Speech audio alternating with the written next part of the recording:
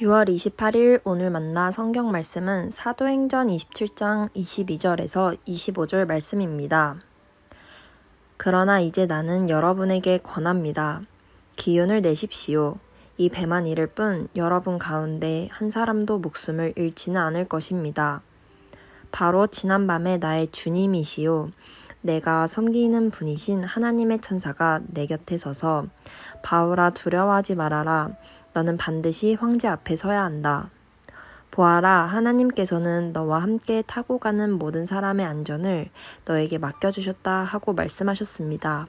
그러므로 여러분 힘을 내십시오. 나는 하나님께서 나에게 말씀하신 그대로 되리라고 믿습니다. 아멘. 오늘 만나로 만나주시는 하나님을 기대합니다. 발달 심리학자 피아제의 인지발달 이론에서 대상 영속성이라는 개념이 있습니다. 이는 눈에 보이지 않는 대상이 계속해서 존재한다는 것을 이해하는 능력입니다. 예를 들어 갓 태어난 아기는 눈에 보이는 것이 전부라고 인식합니다.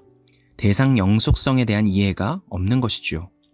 그래서 시야에서 사라지는 대상은 아예 존재하지 않는다고 생각해버립니다. 저희 집에도 아직 돌이 안 된 막내가 있는데요. 엄마 아빠가 잠깐만 본인의 시야에서 사라져도 자지러지게 울어버립니다. 그 순간 아기의 인식에서는 엄마 아빠가 더 이상 세상에 존재하지 않는 상황처럼 느껴지고 그 부재로 인한 공포와 두려움이 몰려오는 것이겠지요. 이 단계에서 아이가 자라나고 성숙해진다는 것은 무엇일까요? 대상이 눈에 보이지 않아도 여전히 존재함을 깨닫는 것입니다. 잠깐 엄마 아빠가 보이지 않는다고 해서 존재하지 않는 것이 아니며 조금 기다리거나 또는 내가 소리를 내어서 찾으면 반드시 돌아온다는 것을 인식해 가는 것이죠. 저는 우리의 신앙에 있어서도 대상 영속성의 개념을 동일하게 적용할 수 있다고 생각합니다. 결국 믿음의 성숙이란 하나님의 존재가 눈에 보이지 않고 당장 느껴지지 않는다 할지라도 그분이 부재하는 것이 아님을 깨달아가는 과정이기 때문입니다. 이 개념을 기억하고 로마로 향하는 바울의 여정을 살펴보면 좋겠습니다. 오늘 본문에서 바울이 탄 배는 거친 폭풍으로 인해 죽음의 그림자가 드리워진 상황입니다.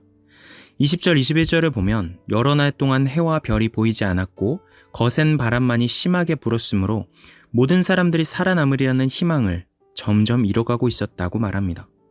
누가 보더라도 보이는 상황은 매우 비관적입니다. 하지만 바울은 놀랍게도 그 절망적인 상황에 유일하게 어떤 영향도 받지 않는 것처럼 보입니다. 상황만 보면 절대 할 수 없는 희망을 이야기하죠. 22절 말씀입니다. 그러나 이제 나는 여러분에게 권합니다. 기운을 내십시오. 이 배만 잃을 뿐 여러분 가운데 한 사람도 목숨을 잃지는 않을 것입니다. 바울은 눈에 보이는 상황을 하나님의 부재로 판단하지 않았던 것으로 보입니다. 하나님에 대한 대상 영속성의 개념을 인지하고 있었던 것이죠. 폭풍 속에서도 여전히 하나님의 동행하심, 보호하심이 자신들과 함께하고 있다고 신뢰했던 것입니다. 여기서 정말 중요한 것은 바울이 이렇게 신뢰할 수 있었던 힘이 어디에서 비롯되었는가 하는 것입니다. 저는 바울이 우리가 범접할 수 없는 경지의 믿음에 올라서 처음부터 조금의 요동함이 없었다고 생각지는 않습니다. 바울도 우리와 동일한 사람이기에 분명히 얼마간은 두려움의 감정, 절망의 감정에서 흔들렸을 수 있습니다. 최초의 강풍을 만나고 여러 날 동안은 바울이 어떤 목소리도 내지 않고 침묵하고 있었다는 점에서도 바울의 흔들림을 유추해 볼 수 있죠. 그러나 그랬던 바울에게 하나님의 말씀이 임합니다. 23절, 24절입니다. 바로 지난밤에 나의 주님이시요 내가 섬기는 분이신 하나님의 천사가 내 곁에 서서 바울아 두려워하지 말아라. 너는 반드시 황제 앞에 서야 한다. 보아라. 하나님께서는 너와 함께 타고 가는 모든 사람의 안전을 너에게 맡겨주셨다 하고 말씀하셨습니다. 하나님의 말씀이 바울의 시야를 다시 넓혀주셨습니다. 하나님의 말씀이 두려움과 불안함에 흔들리고 있는 바울의 마음에 소망의 씨앗을 심어준 것입니다. 2주 전 금요기도의 시간에 담임 목사님께서 소망의 생각이라는 제목으로 말씀을 나눠주셨는데요. 우리가 소망의 생각을 품을 수 있는 이유는 우리의 선함, 상황의 좋음 때문이 아니라고 말씀해 주셨습니다. 도리어 만물을 통일케 하시고 결국은 완성시키겠다는 하나님의 말씀, 그 약속에 대한 믿음이 우리의 시선과 생각을 소망으로 인도할 수 있는 것이지요. 오늘 본문에서 바울도 동일합니다. 누가 보아도 하나님이 부재하시는 상황에서도 여전히 보호하고 계심을 신뢰할 수 있는 성숙한 믿음으로 나아가는 힘, 또 절망의 늪에서도 소망의 생각을 잃어버리지 않을 수 있는 힘, 이 모든 것의 시작은 언제나 흔들림 없는 하나님의 말씀인 것이죠. 그 말씀으로 시작된 믿음, 말씀으로 시작된 소망은 눈앞의 절망과 비관을 뚫어낼 수 있는 힘을 우리에게 가져다 줍니다. 사랑하는 성도 여러분, 우리 모두 각자의 삶의 자리에서 맞닥뜨리게 되는 다양한 폭풍들이 있을 수 있습니다. 그 폭풍의 힘은 참 막강해서 하나님이 부재하시다고 확신하게 만들기도 하고 우리의 모든 생각과 판단을 절망으로 잠식시켜 버리기도 하지요. 바라기는 그 폭풍의 한 복판에서 보이는 것이 전부라고 쉬이 단정짓지 않고 그 너머를 바라볼 수 있는 성숙한 믿음이 우리 모두에게 자라나기를 소망합니다.